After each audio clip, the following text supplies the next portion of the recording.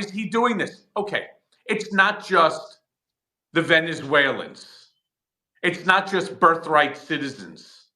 Yep. What about the folks now in the auto industry, in the unions, that are now going to see loss of their jobs or overtime money as the direct result of his determination to impose tariffs on Canada, specifically in the areas of steel and aluminum? Yep. Right, specifically. By the way, he did the same thing in 2017, ultimately pulled it back then because it's Yep. a disaster, and it will be a disaster again. But Hurt the the farmers same back then. folks, Yep. Jim, the same folks that voted for him, part of the union, are now saying, what did I do? But there's more. This is like a bad infomercial, but wait, there's more. What about the Muslim Americans that turned around and was so fast to give Joe Biden and Kamala Harris the two-finger salute? What happened there? All of a sudden, now, what are they saying? Like, whoa. Trump wants to own Gaza. He wants to kick out all of the Gazans. He wants to relocate everybody, Palestinians, Gazans, to whether it's Jordan or Egypt. And now they're saying, wait, why did we vote for him? Well, and just today, I mean, this is in the news today. I was going to pass along this headline. President Trump, while hosting the King of Jordan at the White House today, continued to talk about his plan to take over Gaza. He said, quote, "We're going to take it. We're going to hold it. We're going to cherish it." He said this in the Oval Office. Did anybody vote for this? I mean, there were folks who voted against Kamala Harris and Joe Biden. There's no question about it, because they were frustrated with what was going on in Gaza. They're absolutely well within the rights to do that. But did they think Donald Trump was going to be more humanitarian than Kamala Harris? It's Joe funny Biden? because, Jim, you and I have had this conversation, right? Many times. And I said to you, it's all an act, right? He will say whatever he needs to say in order to achieve his goal. And by the way, that is a level of branding, sophistication, and intelligence far greater than what the media wants to give Donald Trump on. He has the ability to bullshit people, get them to buy into it, benefit from it, and then leave you hanging in the dark. Yeah. No, I mean, I've called him the Lord of the Lies, and there's no other way to describe it in my book. I mean, he just is a busted fire hydrant of lies, and he's just going to continue to do that. But I do want to get back to what we were talking about at the start of all this, Michael, and that I do think the country is under siege right now. I do think we're in the midst of a constitutional crisis. The American Bar Association, which doesn't throw around statements like this very often, put out a very strongly worded statement, and it's just words. Michael, feel free to weigh in, but they say the administration cannot choose which law it will follow or ignore. One of the highlights from this statement from the American Bar Association: there is much that Americans disagree on, but all of us expect our government to follow the rule of law, protect due process, and treat individuals in a way that we would treat others in our homes and workplaces. The ABA does not oppose any administration. We remain steadfast in our support for the rule of law. I mean, I do think they might be overstating things a little bit and say that we expect our government, we all agree that we expect our government to follow the rule of law. It sounds like Trump does not believe that. Well, Jim, the law does not apply. Jim, with all due respect to the ABA, first and foremost, where were they when I was unconstitutionally remanded? Where were they when Bill Barr had me unconstitutionally remanded and thrown back into solitary confinement because I refused to waive my First Amendment constitutional right? The problem with the ABA is that they're toothless. They have absolutely no power. It's all bark and no bite. It's no different than like the FEC, the Federal Election Commission. They have no ability to do anything. It's not like they're an agency that has imprisonment power or punishment power. Yeah, no. And I do want to ask you, I mean, the horse is out of the barn. I mean, with respect to Trump and the way he's treating the rule of law. And I wonder what you think, Michael, given what you just said, the fact that the feds are saying we're not going to pursue charges anymore against Mayor Eric Adams of New York, or Trump pardoning Rod Blagojevich, who was convicted of trying to sell Barack Obama's Senate seat. Why didn't he do it? Why wasn't he smart enough to do that when it came to me? Right? Why not turn around and instead of throwing me under the bus, he should have done the same thing. The problem, and what Trump has been very calculated about, is figuring out how to bend the Constitution to accomplish things that he wants accomplished. For example, day number one, 1,600 January 6th defendants, as he calls them. We call them insurrectionists. We call them criminals. He calls them defendants, hostages, and prisoners. Yeah. Why? He has the he had the audacity right to say the other day that they were the ones who were assaulted on January 6th and not the other way around. Just an outright lie, just a horrendous lie. Anyway, I interrupted. What he should have done, early on, he has the power of the pardon. That is an unlimited, unchecked power that the president controls. So when he gave the 1,600 defendants pardons, he has every right to do it. What he's trying to do is to create every single aspect of government. The same way that he has that unlimited pardon power, he wants unlimited power on all fronts. He said it himself, Jim. He said that he wants to rewrite the Constitution. MichaEL Cohen didn't say that. I may have repeated it using Trump's words. Jim Acosta didn't make up those words. You just repeated what Trump was saying all along.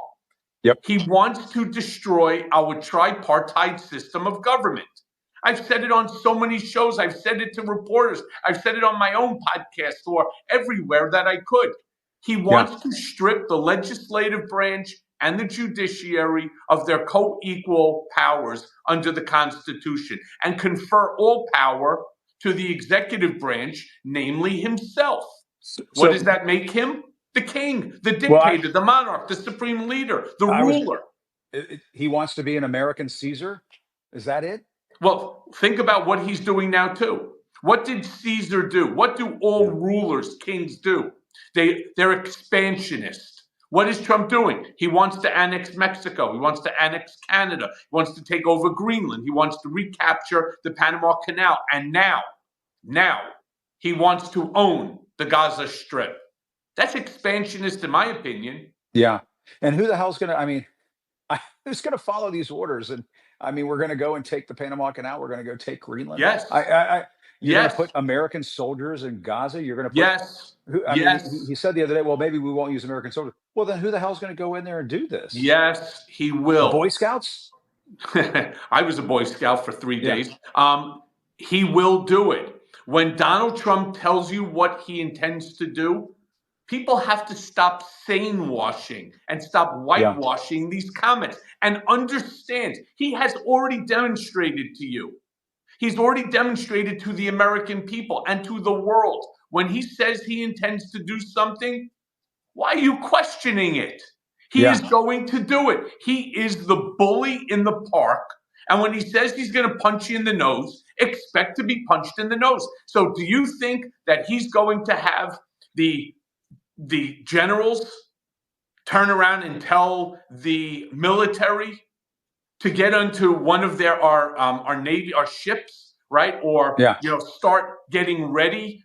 We intend to use our base in Jordan or in Qatar or in Saudi Arabia as just like local places to park our F-16s and so on. 100%. And then slowly but surely, they will start sending more and more military into Israel, and they will start building encampments around the demilitarized zone, and they will ultimately take it.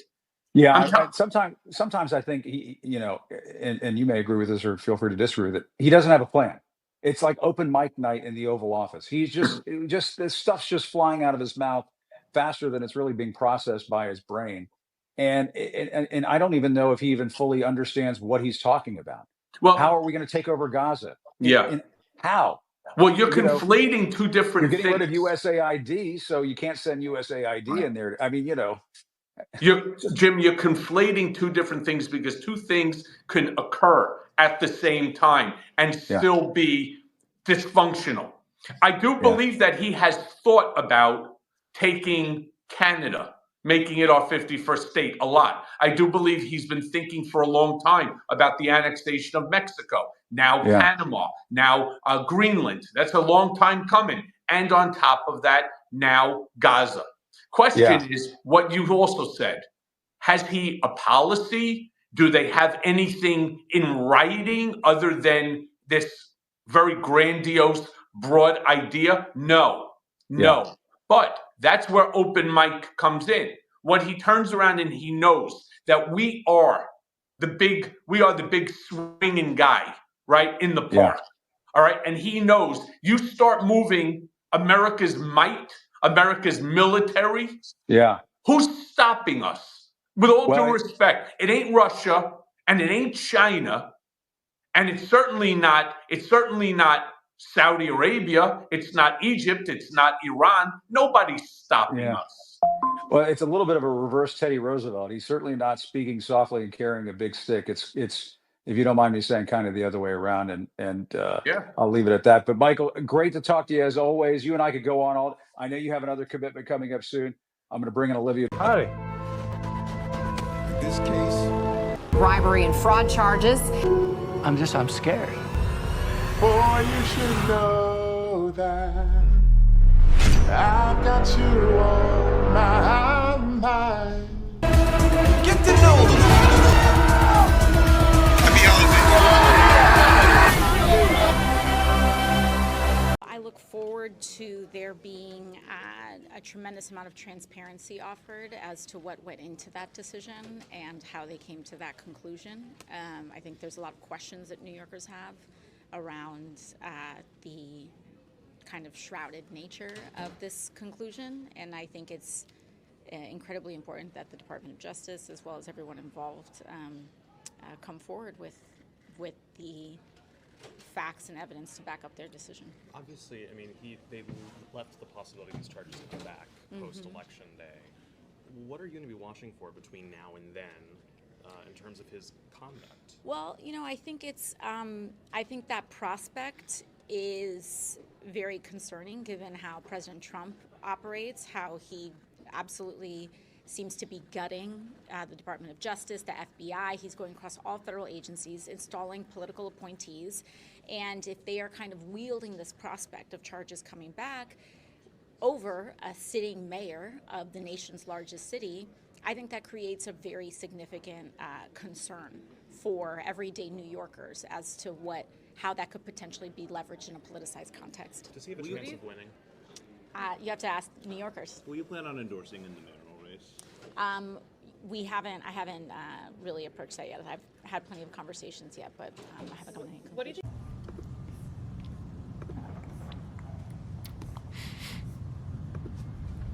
Be warned, I have a cold, I may well sneeze. Be warned, I have a cold and I may well sneeze. Got a tissue. Shall we predict the future? Eric Adams, he's been pardoned. So ladies and gentlemen, gather around. I'm the great prognosticator. The series, the Oracle of the Oblivious. Today, how about we take a deep dive into the crystal ball to unveil the fate of a man? Well, a man who has just escaped the biggest political disaster of his career. I know. New York's very own Mayor Eric Adams. Excuse me. Now officially pardoned by his new master, one Donald J. Trump. Sorry, I am sniffing here. Yes, folks, he's free. And if you thought he was insufferable before, just wait with this gold-plated Trump pardon. TM. Adams is about to do the most shameless political backflips I think we've ever seen. My vision begins. The mist is clearing. I see Eric Adams standing outside Mar-a-Lago wearing a Trump 2028 hat, holding a golden get-out-of-jail-free card, grinning like a man. Oh, a man who just realised he can do anything and get away with it, with free plane tickets first class to Turkey as well. Look at that. There he is, bowing. No, wait, full-on kneeling before Trump, whispering, my boss, how may I serve? Is he Trump's new butler? Trump pats him on the head like a loyal pet and hands him a shiny new role. Eric, you're my guy in New York now. I need a governor there. Maybe even a vice president. We'll see how loyal you can be, because Adams will believe all the gossip garbage that Trump's going to give him. Don't disappoint me, kid, he'll go. And just like that, tremendously. Adams has officially gone full MAGA. I predict he's going to go MAGA. I'm serious. Today's Tuesday.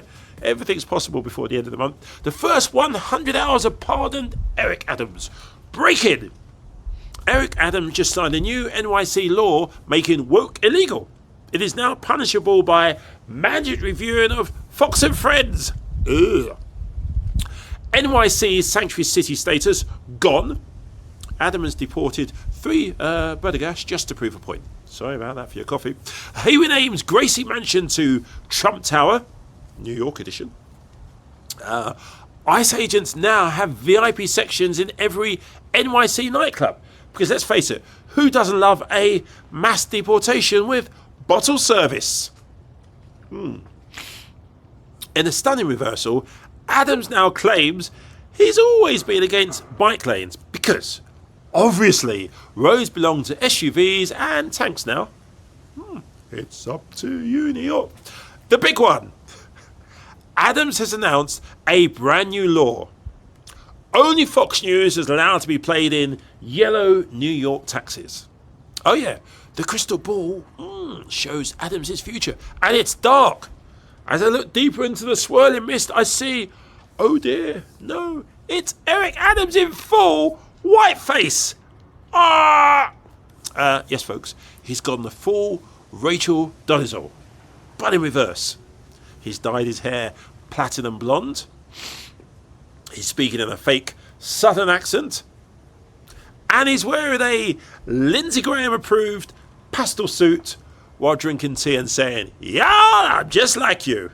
Worst American accent ever. Apologies. The transformation is complete. Trump is grinning tremendously from the sidelines and whispers to an aide, I love it. Still can't do the impression. I love it when they beg. And what's this? The 2028 got vice presidential ticket dropped, and it's Donald Trump and Eric Adams' dreams. I think he officially thinks it's going to happen. Eric Adams, I would say this, he's been officially owned. Conclusion, the sellout of the century, some say. Eric Adams got his pardon and sold his soul, and New York City along with it. Whew. This is the same man, by the way, who once claimed to be, can you believe this, the next Barack Obama. He's now giving Tucker Carlson backside and foot rubs just to stay relevant. It's true, by the way, I'm not lying about that. If you thought Mayor Eric Adams was bad before, buckle up, because Trump's New York puppet has only just begun his reign. Remember, folks, the only thing Trump loves more than loyalty, well, himself, is only new.